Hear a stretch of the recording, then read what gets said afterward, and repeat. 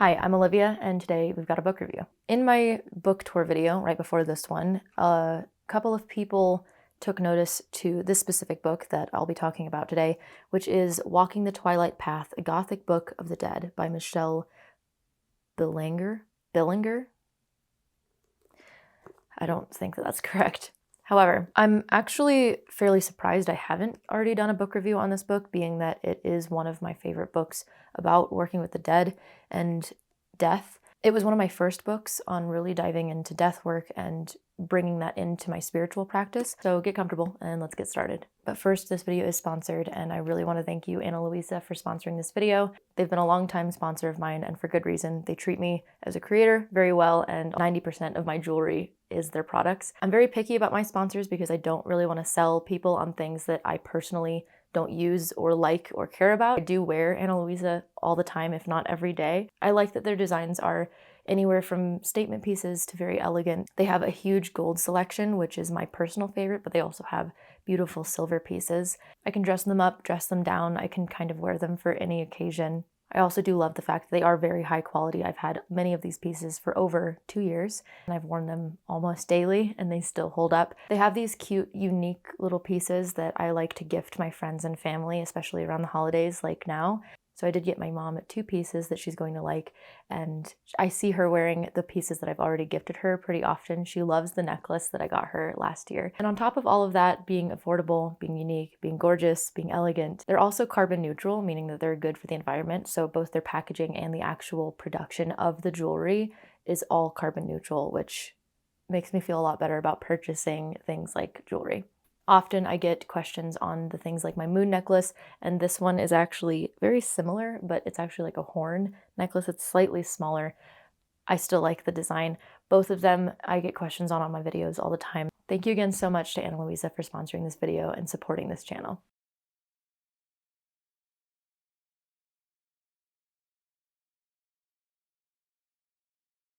Okay, now that creator things are out of the way, let's get to the book review. So first off, like I said, this was one of my first books about really bringing death into my spiritual practice. And I think that death is something that is talked about, glorified, but actually overlooked, at least in the spiritual community nowadays. Like, people love the idea of death and the idea of death work and the aesthetic, which is fine, but the actuality of it and the reality of it, I don't think is actually spoken about or taught very well, at least in my opinion.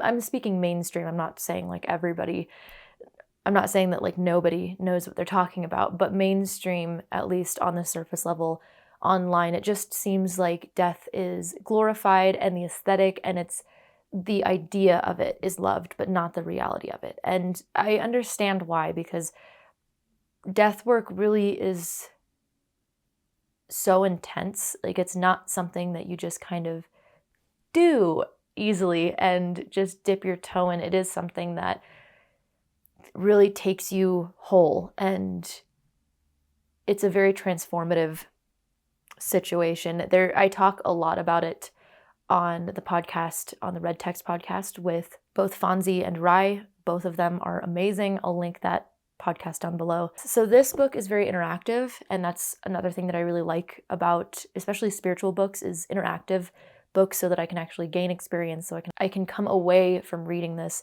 to actually apply it and not just read a bunch of words and have ideas or just perspectives, I suppose, which are important, but it's much easier for me to actually do something. There's a lot of journaling prompts, but there are also a lot of meditations and rituals. And these rituals I actually come back to fairly often. Now, of course, if you've seen some of the Spellbook series videos, then you'll know that I don't usually follow verbatim of what's happening in the book, but I do follow this one closely. And this is a very foundational piece of a lot of the rituals and meditations that I use in my death work. If you were to go through and do all of these rituals and meditations and journal prompts like step by step, kind of like how I did, it took me about, I want to say 2 years to actually get through the whole thing.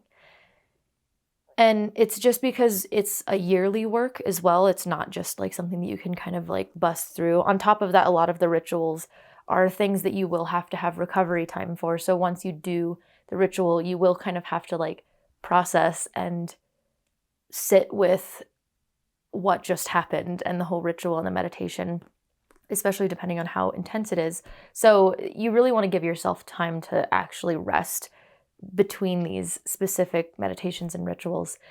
However, they are very impactful, and I do think that the more you do them and the more comfortable you get with the ritual itself, death in your practice, and just your perspective and your relationship with death, it becomes a lot more, I don't want to say comfortable, but just it becomes a lot more familiar and less, I don't want to say less intense. I just think that when you get familiar with the intensity, it's less abrasive, I suppose. So there are, despite the fact that this does not look like a thick book, it feels like a thick book. It feels dense, and not in like a stingy way. Stingy, is that the correct word?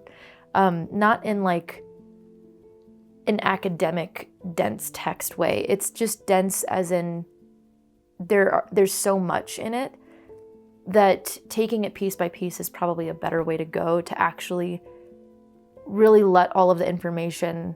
Now, what I will say is I do think that this book, a lot of people go in thinking that it's going to be about spirit work, and it's not. It's about gaining and building your relationship with death in both just your life perspective and in your spiritual practice. It's not about spirit work. If you want a spirit work book, I already did a book review on 2 of them, which would be Consorting with Spirits by Jason Miller and The Book of Seances by Claire Goodchild. So those 2 are also linked probably up here and down below if you're curious in those. But this is more about bringing death and the energy and the essence of death into your practice and into your life. Now, again, I do think that, you know, death, it's very much this aesthetic thing. It's very, I suppose, romanticized in a lot of ways in modern internet practice. And again, I totally understand why, because there's so much of it that is very beautiful, but there's a lot of it in death that is not beautiful. It's gruesome and it's painful and it's destructive, and I think those are the pieces that we kind of just brush off. Like, oh yeah, you know, the death card, the tower card, whatever. Like those kind of energies, those are eventually good for you, which is true, but we don't really talk about that piece of actually going through those things, of like the tower or the death card, of how abrasive it is. It feels like if you were a tree just being abruptly uprooted and shifted somewhere else and just planted in a place that is completely alien to you. And it takes time for your roots to readjust. Let's get back on topic here. It has a lot of information just of symbols of death, of gods of death, brief history bits and culture bits of death and what that looks like kind of all over the world, all throughout history, in different cultures.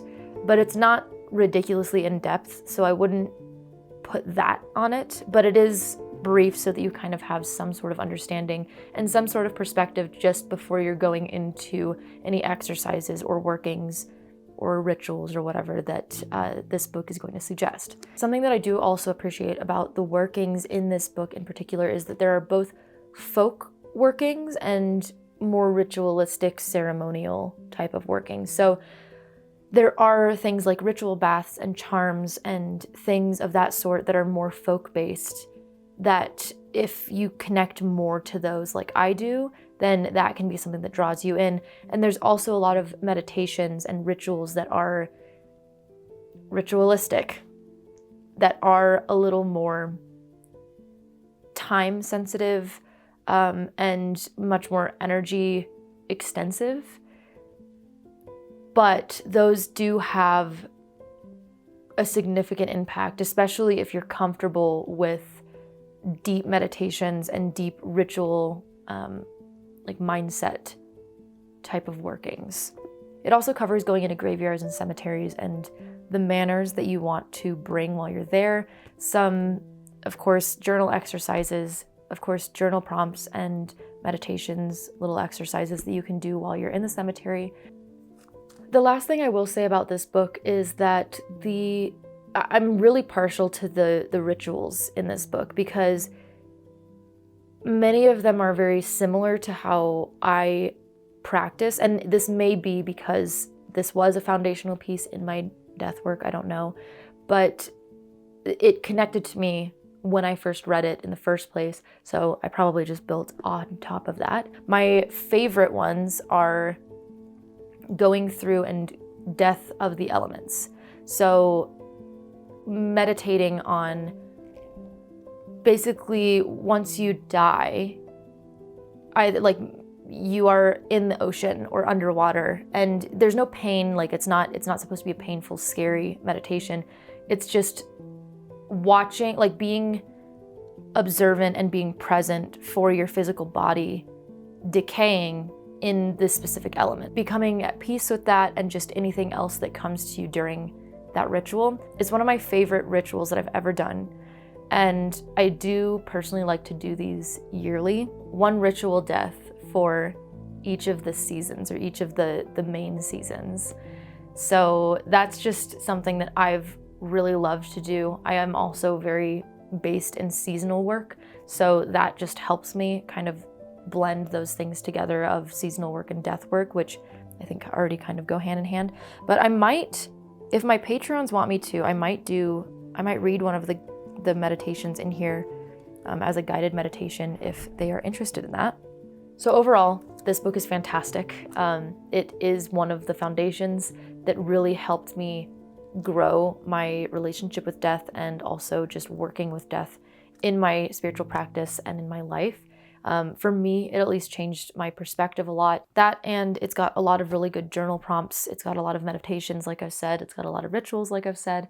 It's got a lot of information about visiting cemeteries and just kind of, I believe this is the book that has headstone dictionary where you can look at different headstones and see kind of the symbolisms behind those. I believe it's this one. But it has like little tidbits and kind of exercises, or not tasks, but I guess like things to look out for, things to do in cemeteries and graveyards that I think are kind of fun. If you want, you can check out my Patreon. It's the thing that keeps me afloat here on this channel. I also do extra little vlogs and little spell work things. They know everything before anybody else does, and then before YouTube knows, usually my Instagram knows. All of that's linked down below, but my Patreons get things like extra videos, early access. They get to choose what book I choose from the spellbook series next, and they get things like possibly a guided meditation here, weekly readings, bloopers, all of that random good stuff. So if you're interested, check that out. It's at the end of this video and down below. But as always, thank you so much for watching. Best of luck. Be kind to each other, and may your gods treat you as you've treated others. Bye.